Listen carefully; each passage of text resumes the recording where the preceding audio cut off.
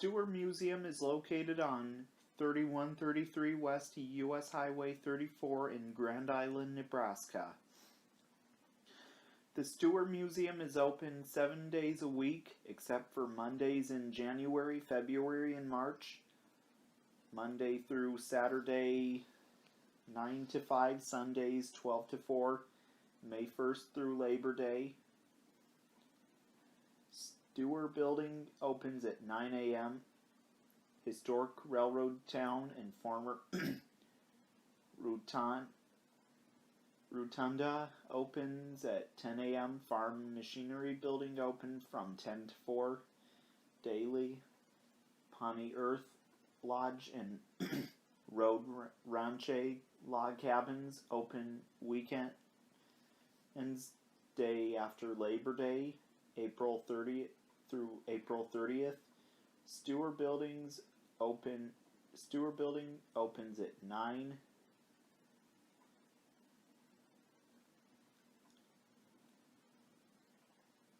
Historic Railroad Town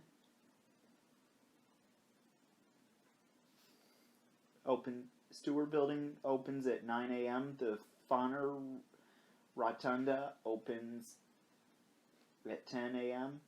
Historic Railroad Town and all outdoor exhibits available, exterior viewing only.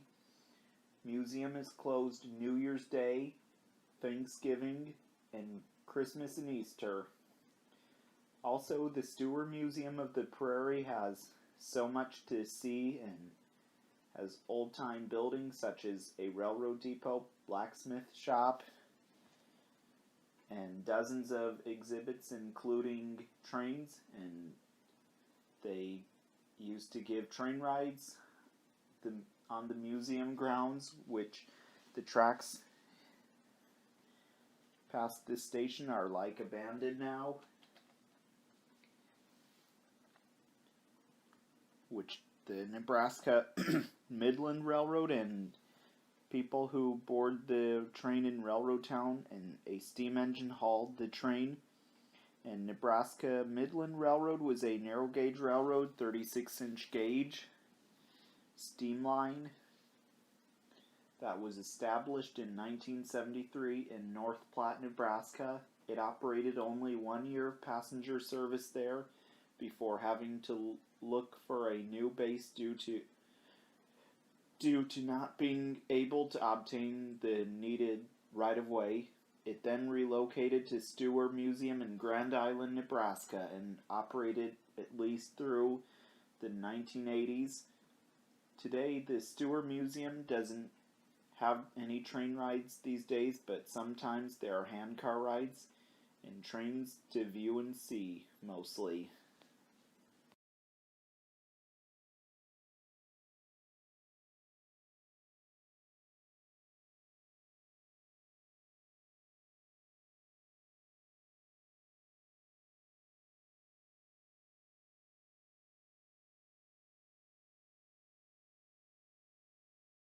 What you see right behind me is Union Pacific 437 was built by Baldwin in Philadelphia, Pennsylvania in 1901 and is the 18,413th steam locomotive built by that factory and is a 280 consolidation type steam locomotive and is a C57 class steam locomotive and is a Union Pacific 437 was a freight locomotive on the Union Pacific Railroad, and I believe it was used in Cheyenne, Wyoming to shunt, haul freight, and went on Union Pacific lines around Nebraska, I believe, with freight trains. Also, the locomotive was then retired, came to be part of the Stuhr Museum in Grand Island, Nebraska, on static display where it is today. Also, Union Pacific 437 is one of 21 surviving Union Pacific 280s in the world today, and you can find Union Pacific 437 on display at the Stuhr Stuhr Museum in Grand Island, Nebraska, where it is today, and you can even visit the cab of the locomotive and even sit where the engineer and fireman used to sit. Also, Union Pacific 437 used to sit in Railroad Town for display, then moved to right here, which may be its final resting spot. What you see right behind me is Denver and Rio Grande 3346. Denver and Rio Grande 3346 was built like maybe somewhere in the 1920s or 1930s or 1940s, I believe, and is a narrow gauge boxcar and is one of the many narrow gauge Denver and Rio Grande boxcars built. Denver and Rio Grande 3346 was used on the Denver and Rio Grande Railroad and hauled boxes and whatever it hauled in the past. Then later on, Denver and Rio Grande 3346 came to be part of the Stuhr Museum in Grand Island where it is today, and can be found at Railroad Town at the Stuhr Museum as well today. Okay, you can see right behind me, this is a railroad signal that was attached to a depot like that one right there. I don't know if it was actually with that depot before, but that would be my guess. It would be used for the station agent to call the train or something when there's like trouble or if it needed to stop somehow. And now here it is right here next to these tracks right here at the Stuhr Museum in Grand Island.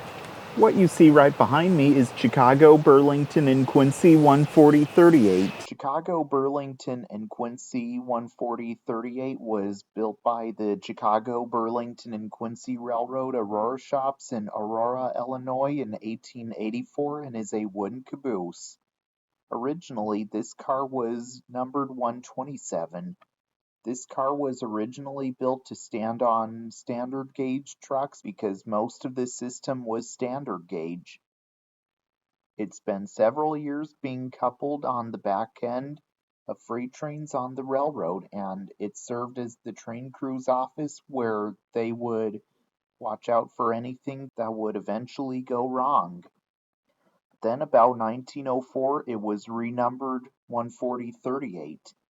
Then it was retired and then it was acquired by the Stuhr Museum in Grand Island, Nebraska, and it was mounted onto narrow gauge trucks to operate on the Nebraska Midland Railroad. Then, after the Nebraska Midland Railroad discontinued operations, it was then put on static display in this spot it is currently in. Today, it is seen here on display at the Stuhr Museum in Grand Island, Nebraska, where it is today.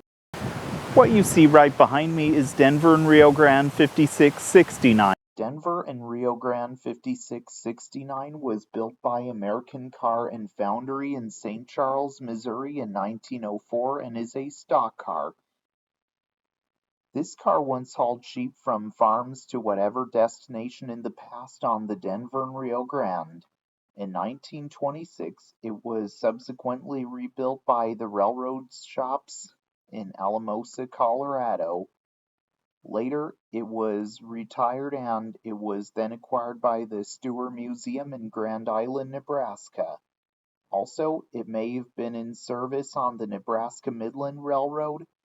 Then, after the Nebraska Midland Railroad discontinued operations, it was placed right here in this spot next to the loading pen as it would be an example on how animals were loaded onto stock cars back then as well. What you see right behind me is Union Pacific 2580. Union Pacific 2580 was built by Pullman in 1912 and is a CA1 class wooden caboose. It was originally built for the railroad subsidiary, the Oregon-Washington Railroad and Navigation Company, and was originally numbered 313. It was originally classified as a CA class caboose. It's been several years as the train crew's office on the railroad as it would be coupled to the back of freight trains many years ago. Then in 1916 it was renumbered 3601. It would eventually be used by the Union Pacific Railroad. Between 1926 and 1931, most of the wood was reinforced by Union Pacific to have a steel underframe for the crew's safety. It may or may not be possible it was renumbered 2580 during its career on the railroad. In 1960, it was retired and was then donated to the Stuhr Museum in Grand Island, Nebraska. It was carefully restored. Also, it was originally displayed in Railroad Town till 2002. Then that year it was then relocated to the current spot it is standing in. Today it is preserved here at the Stuhr Museum in Grand Island, Nebraska, where it is today.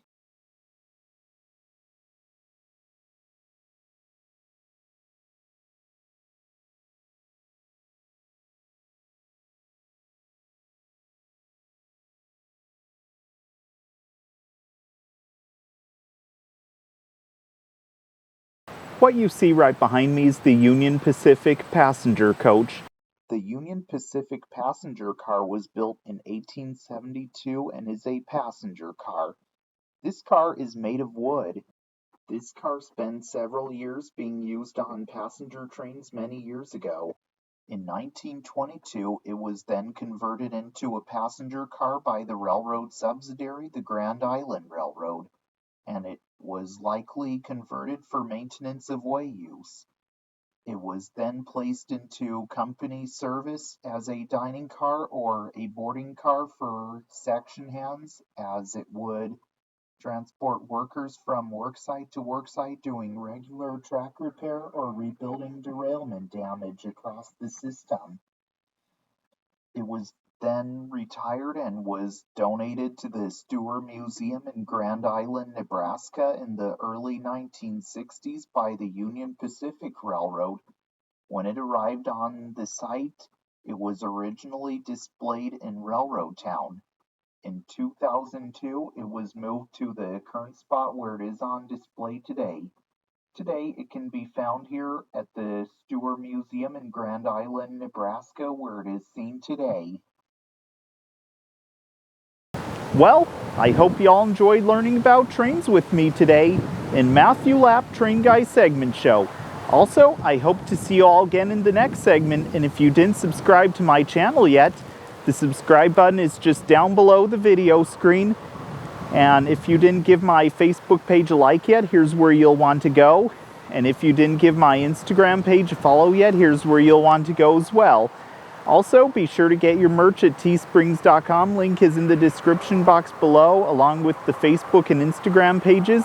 And remember to subscribe to the Train Guy. So this is Matthew Lapp, host of Matthew Lapp Train Guy segment show, signing out. Until next time, all aboard!